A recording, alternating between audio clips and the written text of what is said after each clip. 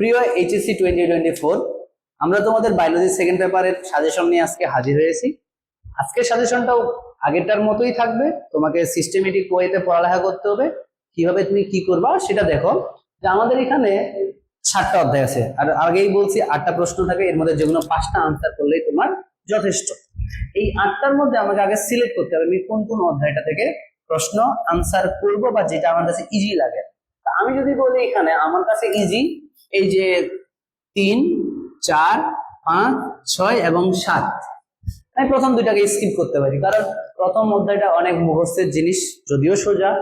প্রাণীর পরিস্থিতি একটা অধ্যায়ের মধ্যে 3টা জিনিস আছে, যেন অনেক প্যারা লাগে পড়তে। আমি এখন সব পড়তে যাব না।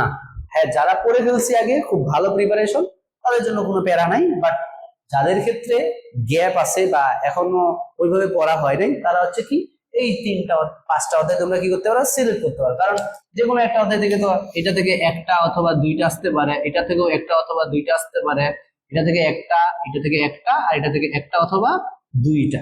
ঠিক আছে? তো আমরা যদি বলি এইখানে 5টা অধ্যায় পড়লে তুমি 6টা প্রশ্ন কমন পাবা, এটা গ্যারেন্টি। তো উপরের 2টা অধ্যায়কে আমরা স্কিপ করতে পারি, যেহেতু এটা একটু বোরিং বা বলতে গেলে অনেক বড়। তো আমরা প্রথমে যদি আসি পরিপাক অধ্যায়টা। পরিপাক অধ্যায়ে কি কি পড়তে হবে? পরিপাক অধ্যায়ে পড়তে হবে তোমাদের পরিপাক ক্রিয়াগুলা, যেমন মুখ গহ্বর, পাকস্থলী, এবং হচ্ছে আমাদের কি ক্ষুদ্রান্তের খাদ্য পরিপাক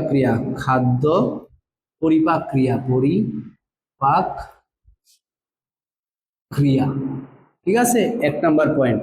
2 নাম্বার পয়েন্ট যদি আমরা পড়ি, 2 নাম্বার পয়েন্টে আমাদের যে জিনিসটা আসছে সেটা হচ্ছে শর্করা, উপাদান ভিত্তিক আমিষ এবং চর্বি জাতীয় খাদ্যের পরিপাক।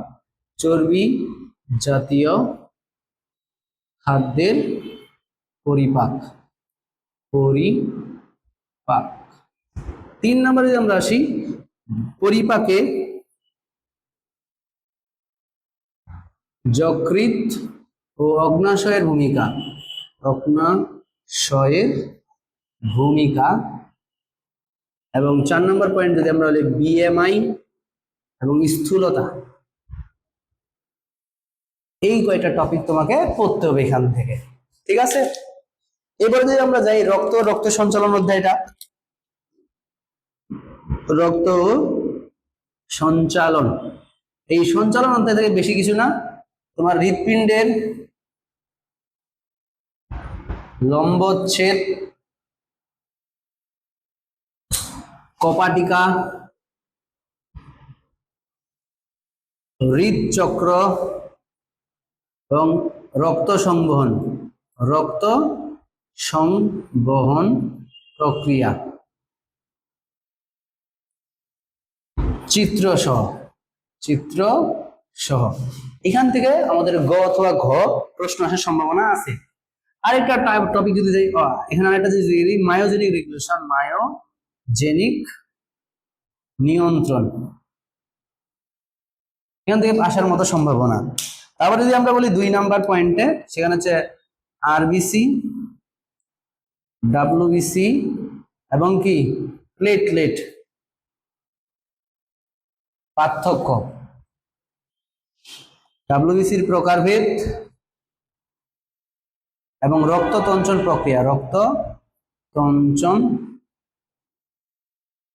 প্রক্রিয়া। এগুলা থেকে বেশি প্রশ্ন আসে, কারণ 70% চান্স এই 2টা টপিক থেকেই প্রশ্ন আসার। আর বাকি 30% ক্ষেত্রে যে জিনিসটা আসবে, বাকি 30% যদি আমরা বলি, এই যে রোগগুলো আছে না, রোগ, হার্ট অ্যাটাক, এনজাইনা, তারপর হচ্ছে আমাদের কি আছে, হার্ট ফেইলিউর,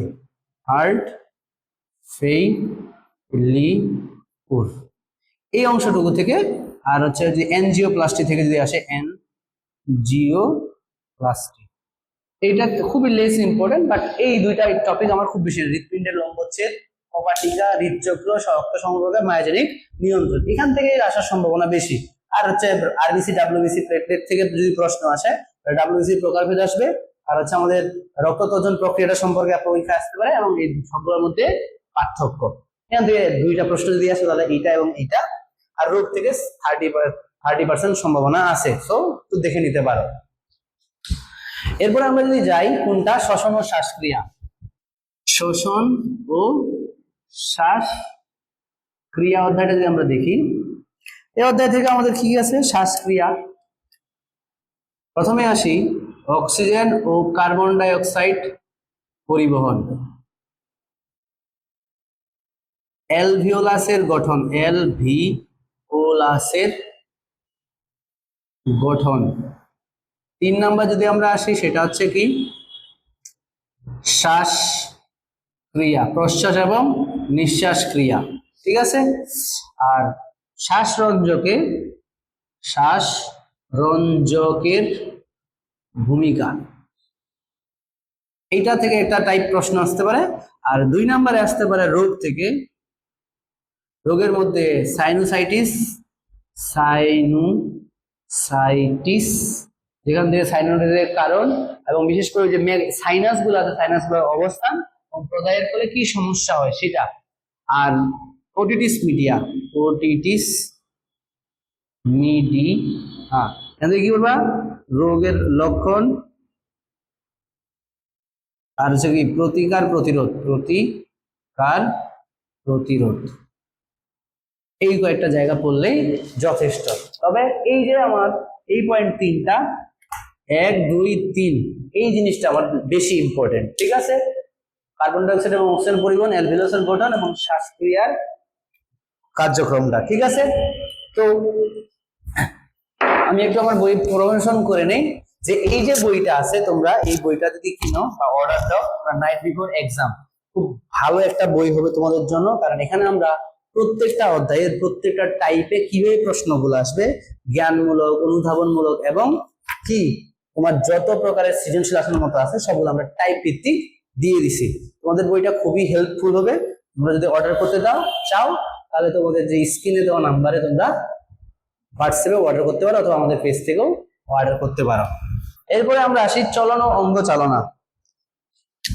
চলন ও অঙ্গ চালনা, এই চলন অঙ্গ চালনা অধ্যায়ের যে জিনিসটা তোমাদের ইম্পর্টেন্ট সেটা হচ্ছে আমাদের কি, 1 নাম্বার হচ্ছে আদর্শ কোষেরুকার গঠন, আদর্শ কোষেরুকার গঠন। 2 নম্বরে যদি আমরা আসি, 2 নম্বরে হচ্ছে আমাদের ঊর্ধ্ববাহু, নিম্নবাহু, করোডির, অস্থির সংখ্যা। ডিরেক্ট প্রশ্ন আসে যে হিউমেরাস যে অংশের অবস্থিত তার অস্থির সংখ্যাগুলা লিখো, ঠিক আছে।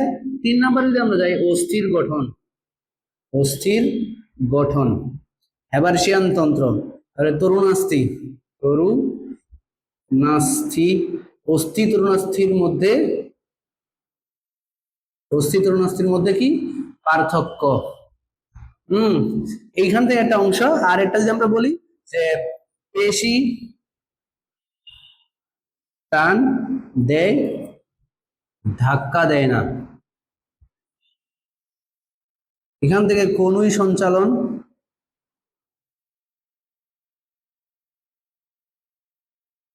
এবং হচ্ছে আমাদের হাঁটু সন্ধি সঞ্চালন, ঠিক আছে।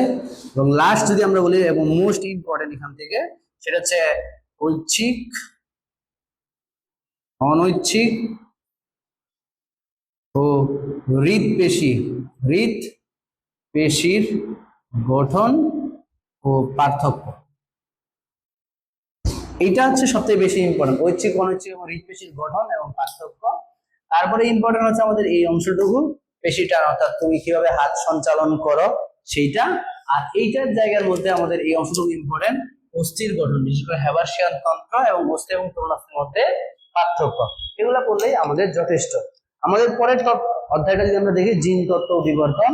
জিন তত্ত্ব ও বিবর্তনের কোনো সাজেশন নাই, জিন তত্ত্ব ও বিবর্তন সব পড়তে হবে। জিন তত্ত্ব ও বিবর্তন। এখানে আমাদের সব পড়তে হবে, সব অল, এখানে কোনো সাজেশন নাই। এখানে তোমার সম্পূর্ণ প্রকটতা, অসম প্রকটতা, সহপ্রকটতা, পরিপূরক জিন, লিথাল জিন, যত জিনিস আছে সব পড়তে হবে। প্রথম সূত্র, দ্বিতীয় সূত্র, প্রথম সূত্র দ্বিতীয় সূত্রের ব্যতিক্রম, প্লাস যে রোগগুলো আছে, বর্ণান্ধতা, হিমোফিলিয়া, হিমোফিলিয়া, ব্লাড গ্রুপ নির্ণয়, তারপরে হচ্ছে আমাদের কি আরএইচ ইনকমপ্লিটিভিটি, যেটাকে বলা হচ্ছে জটিলতা, সব পড়তে হবে। বিবর্তনের অংশটা পড়লে পড়তে পারো, না পড়লে এই অংশটুকু তোমাদের মাস্ট পড়তেই হবে। এখন আমাদের লেস ইম্পর্টেন্ট বা যেগুলো আমরা স্কিপ করছি সেগুলোর একটা সাজেশন দিয়ে দেই, যে 1 নাম্বার যে অধ্যায়টা আছে প্রাণীর পরিচিতি ও বিভিন্নতা, প্রাণীর বিভিন্নতা ও শ্রেণীবিন্যাস, বিভিন্নতা শ্রেণী বিন্যাস। এখানে অনেক প্রশ্ন, তোমাকে সব পর্বের প্রাণীগুলার বৈশিষ্ট্যগুলো তোমাকে পড়তে হবে এবং কোনটা কোনটার থেকে উন্নত। একটা যে কি পর্বের বৈশিষ্ট্য, এটা যে কোনো পর্ব, এবং স্তন্যপায়ী প্রাণীদের ক্ষেত্রে আমরা অ্যানিমেলিয়া পর্বের প্রাণীদের মধ্যে আবার কতগুলো ভাগ আছে সেগুলোতে আমাদের বিশেষ করে এমফিবিয়া, এভিস, রেপ্টালিয়া, তারপরে হচ্ছে অ্যানিমেলিয়া, এই অংশটুকু যে আছে সবগুলার পর্বের বা শ্রেণীর বৈশিষ্ট্য করতে হবে এবং কোনটা কোনটার থেকে উন্নত। এখানে অবশ্যই ছবি দেখে যাওয়া, অনেক সময় চিত্র দিয়ে দেয় যে এটা কোন পর্বের অন্তর্গত, সেটা বৈশিষ্ট্যগুলো লেখো। তারপরে আমার আসতে পারে এরকম যে ক হতে খ উন্নত ব্যাখ্যা করে, এইটাই প্রশ্ন আসে। মাছের প্রজাতি থেকে আসতে পারে, আমাদের নন কর্ডের যতগুলা প্রাণী আছে সবারই বৈশিষ্ট্য তোমাকে করতে হবে। এখন পরে চলে যাই আমাদের কোথায়, প্রাণীর পরিচিতি।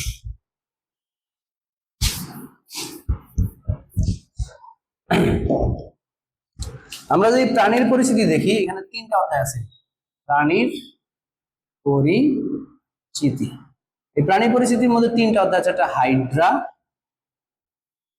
রুই মাছ এবং ঘাস ফড়িং। ঘাস ফড়িং, হাইড্রা থেকে যে জিনিসটা পড়তে হবে, হাইড্রার মধ্যে প্রথমে বাহ্যিক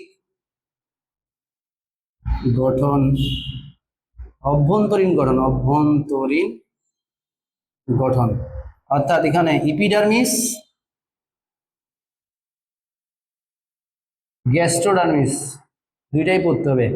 2 নাম্বার আসি চলনে, হাইড্রার চলন, এখান থেকে আমাদের ওই যে লুপিং, সামারসল্টিং, এই দুইটা বেশি ইম্পর্টেন্ট, ভালো করে পড়ে নিবা। 3 নাম্বার পয়েন্টে যদি আমরা আসি, সেটা হচ্ছে নিডোসাইট। নিডোসাইট, নিডোসাইট থেকে তোমাদের সব পড়তে হবে। নিডোসাইটের গঠন, কিভাবে শিকার ধরে, আত্মরক্ষা করে কিভাবে, এই জিনিসগুলো তোমাকে মাস্ট পড়তে হবে। আর সব থেকে ইম্পর্টেন্ট লাস্ট যদি আমরা বলি, সেটা হচ্ছে কি তার মিথজীবিতা, মিথজীবিতা প্লাস শ্রম বন্টন, শ্রম বন্টন, এই কয়েকটা হাইড্রা থেকে তোমার পড়ালেখা করা লাগবে। এবার যদি আমরা আসি রুই মাছের, রুই মাছ থেকে কি কি পড়তে হবে, রুই মাছের বাহ্যিক গঠন, 2 নাম্বার পটকা বা বায়ুথলি,